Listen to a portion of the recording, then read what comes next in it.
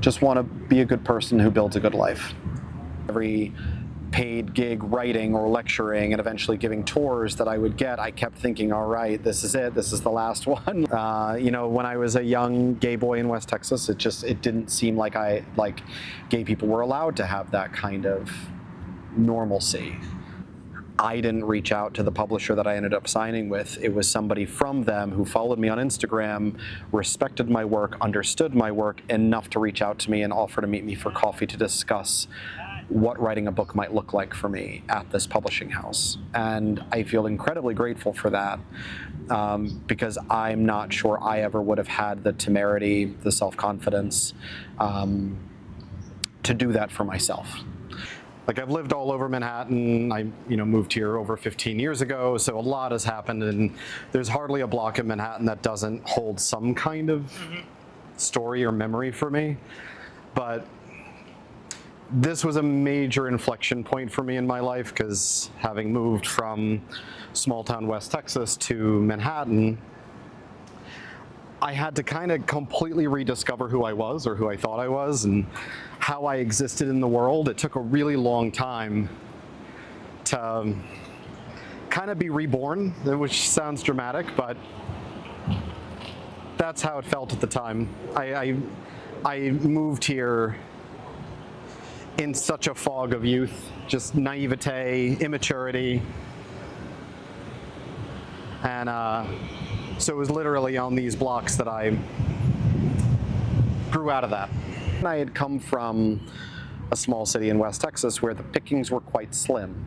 It wasn't the kind of place where you could, again, go to the gay bar and meet somebody. Like, I knew all 12 gays in Abilene, and I had dated a quarter of them by the time I moved away. And the rest I wasn't interested in, or they were already dating each other. So it was very perverse. Like, the first two guys I dated in Abilene, I was their next boyfriend after the same guy.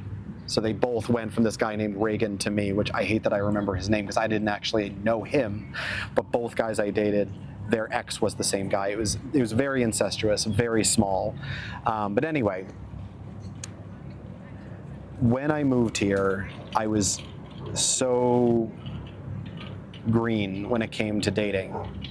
As a young gay man, I didn't have role models. There was no one to look to for an example of how to be a functioning gay man in my life at the time. I had media, I had TV shows, but like sitcom, like Will and Grace, but there wasn't an actual person for me to turn to, or like an example of a healthy relationship in my gay world, to know what I should be looking for, what a relationship could or should look like. Now, part of that is my own failure to find a healthy social life that provided those connections and role models to me, because they existed. I just wasn't a part of those circles. I was friends with some other gay guys, but they were all my age and they were all as clueless as me. I still had a lot of deeply ingrained internalized homophobia. I really, even though I'd been out since I was 18, and even though my family and friends all knew, I still struggled with the feelings of inadequacy, feelings of shame, feelings of being perverse, sinful. Even though I wasn't religious, it still was this feeling of being, somehow I needed to prove that I could have a normal life, even if that was with a man. Nobody told me to seek that out, but it was this feeling that I had to prove to the world, and specifically to my family, that I could have the same kind of heteronormative nuclear family stability that my sister had. And I started meeting people who had grown up in like Chicago, LA, New York, and they were years older than me emotionally, mentally. Just their ability to handle relationships and jobs and just navigating the world as an adult. I hadn't been prepared for that, kind of a symptom of growing up in a small town. And so I had to figure all that out here through a lot of weird, awkward encounters, bad dates, bad decisions. I also really wish, more than just about anything else about my young life, I wish I had put more thought into what I did after high school. I didn't know what I wanted to do. I was so young, so dumb. And so I just ended up going to a little private religious university in Abilene, just extending my time in Abilene by another 4 years and going to this like awful, just small-minded, low-quality education. I hope somebody from the school listens to this, because it really, the 4 years there, aside from the few friends that I made who I still love and hold dearly, my education at that university in Abilene Christian University, were probably the worst, most wasted 4 years of my life. If I could tell myself one thing, it would be to impress upon my younger self how important my choice of college would be. That I really should have sought out a higher quality education in a city, in an urban area, that would have allowed me to grow in a more healthy way. And that's really it. I think my entire life trajectory would be different today, had I really put the effort in and gotten into a better school somewhere in the Northeast, or maybe in California, just somewhere to pull me out of that world, so that I wasn't dropped into Manhattan 22 years old and completely emotionally immature the way that I was.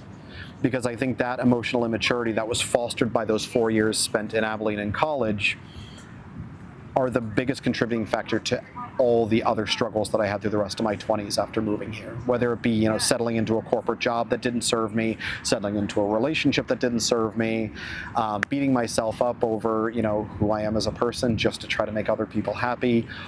All of that is at least tangentially a result of spending my most formative and important years, age 18 to 21, in that city that really didn't have my best interests at heart.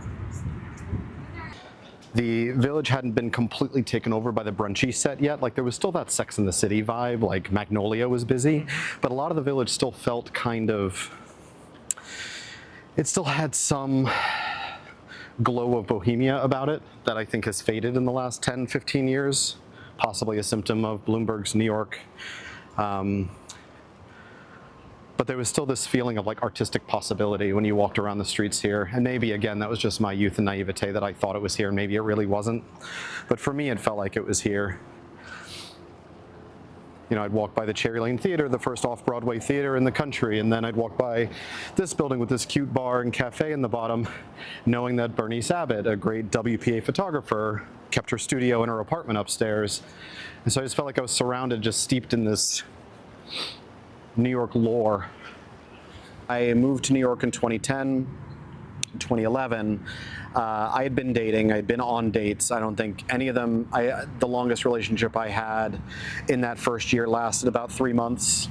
At the root of it all, what I was looking for was somebody who could have really been anybody, who was willing to settle down and build a traditional relationship with me. And so as soon as I found somebody who seemed as eager to settle down and be serious as I was, it was off to the races. It got very serious very quickly, and I felt proud as we, tacked 1 month onto another, and suddenly there was a year, and then suddenly 2 years. I felt such deep pride that I had achieved something that felt out of reach.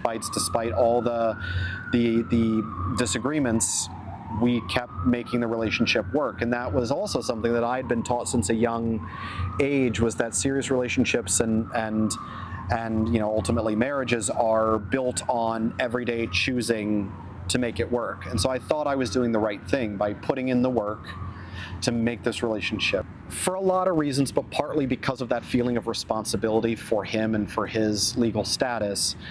I decided, if we can make this work for a year, if we can get through 1 more year from 2014 to 2015, then we'll get married. And regardless of what happens thereafter, at least getting married means we can start his legal process.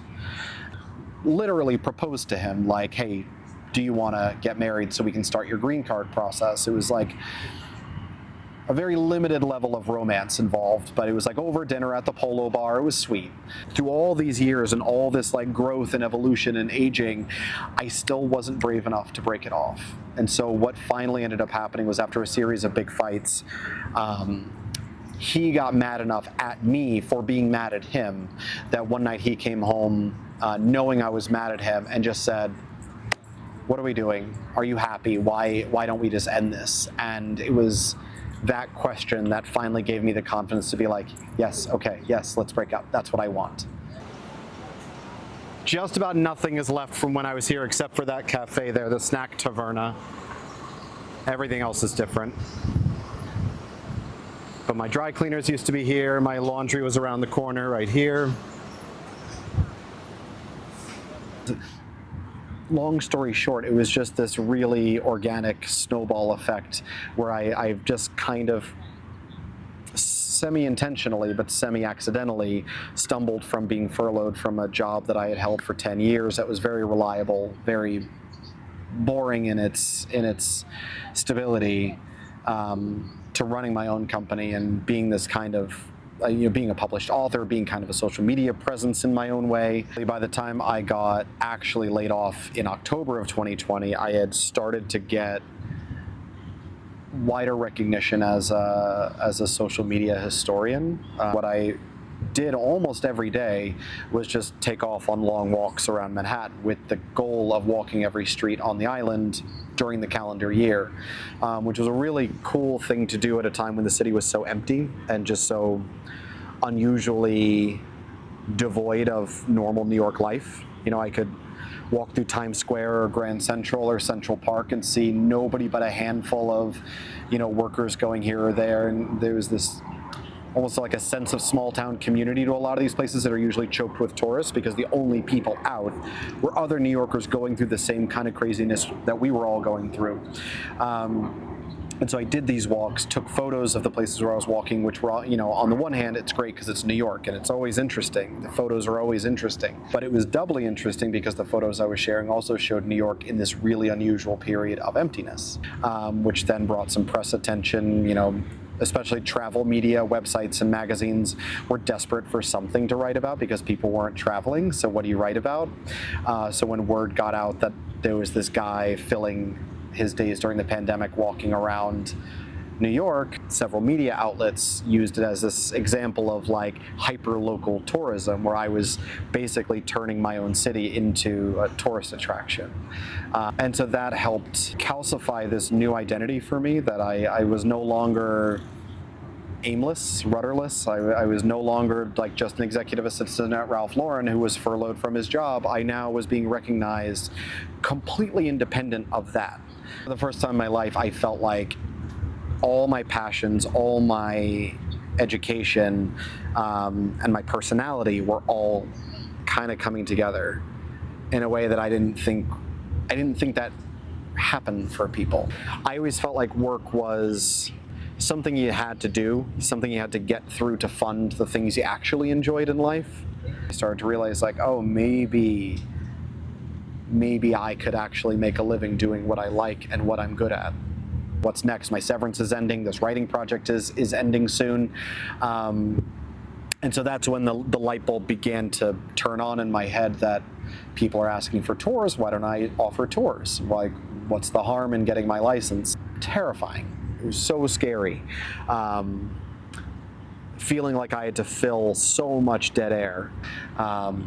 And I knew from the beginning that if I were to be successful at this long term, I had to offer something no one else was offering. So there are a million walking tour guides and companies already with an infrastructure far beyond what I could offer. So what I could offer was a depth of expertise that an average tour guide may not be able to achieve. Because I had this academic background, because I had these multiple degrees in history and urban planning, I could speak to New York City's history in a way that maybe other people couldn't. And I could offer that to people who were interested in that in-depth kind of exploration of the city.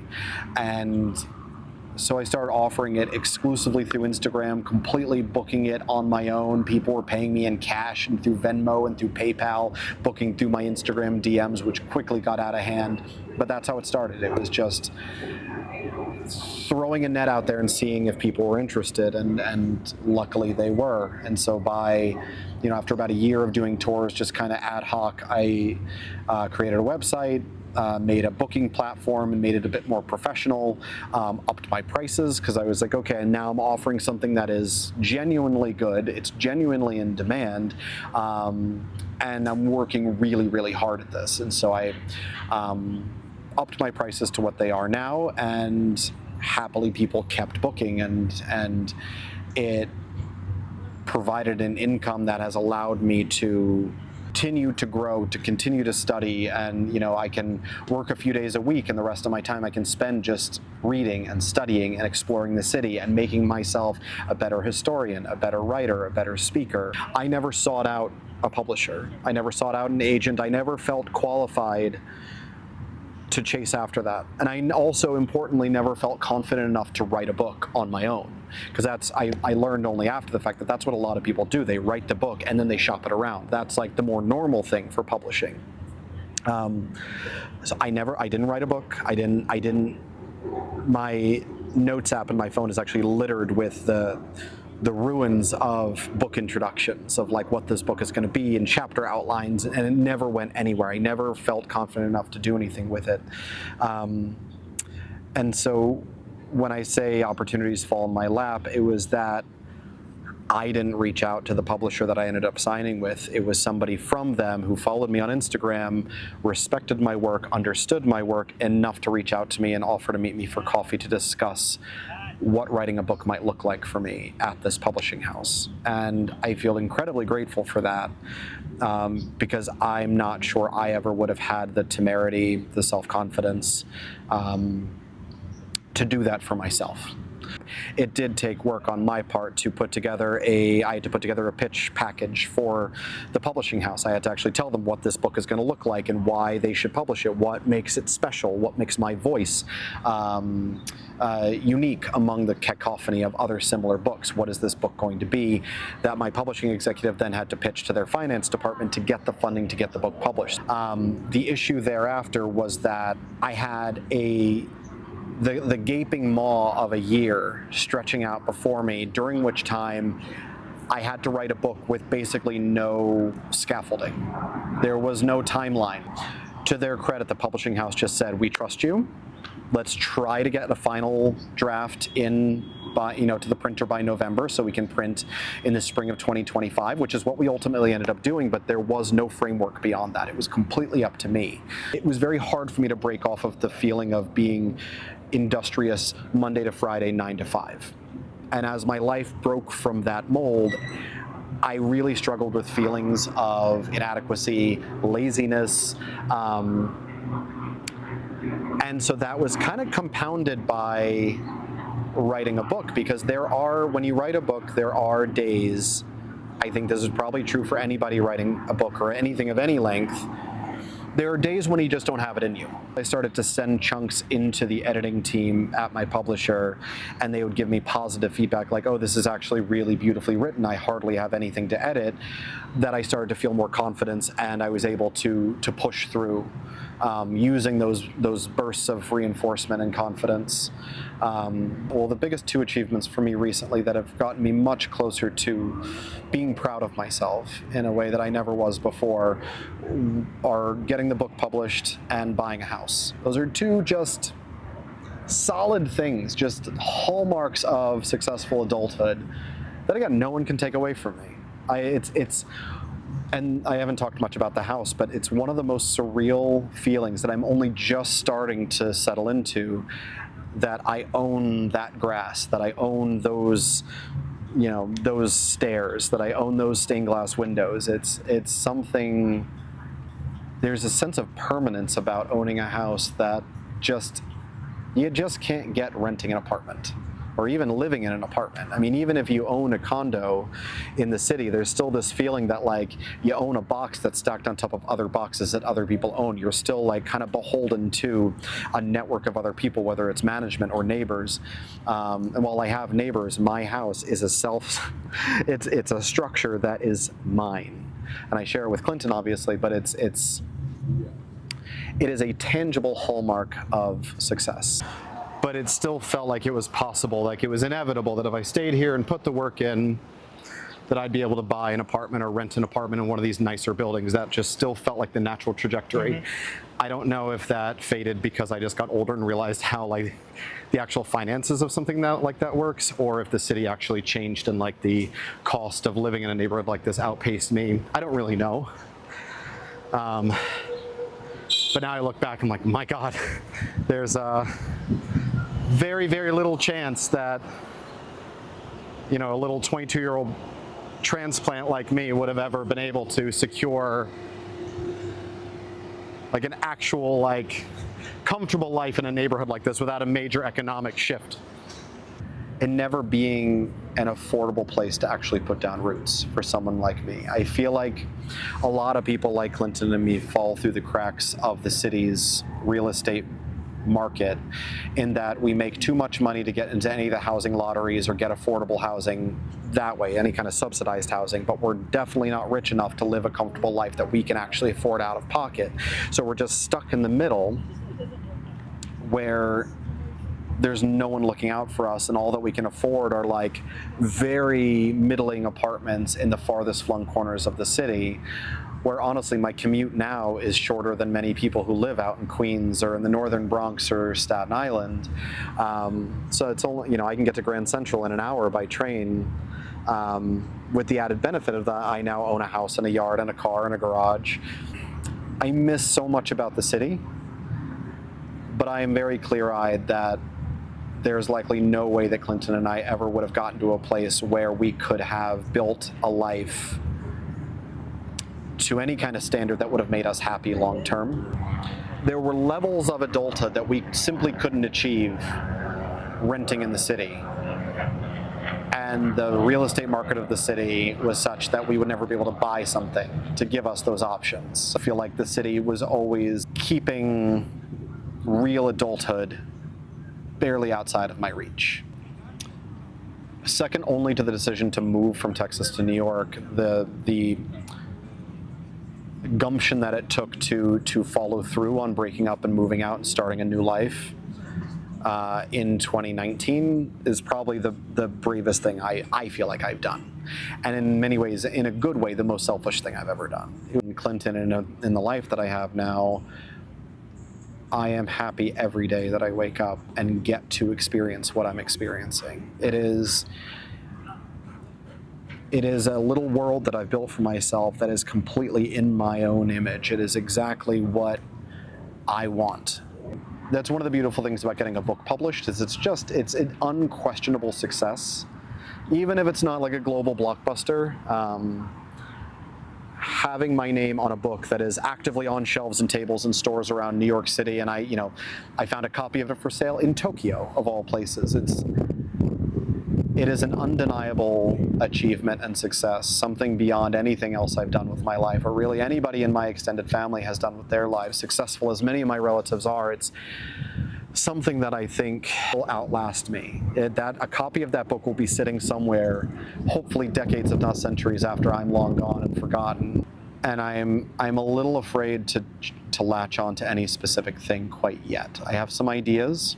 The publisher has already suggested like working on a second book, which I would love to do. It's a little daunting, it's a little scary, but it would be nice to get into the rhythm of just writing like a new book every year or two.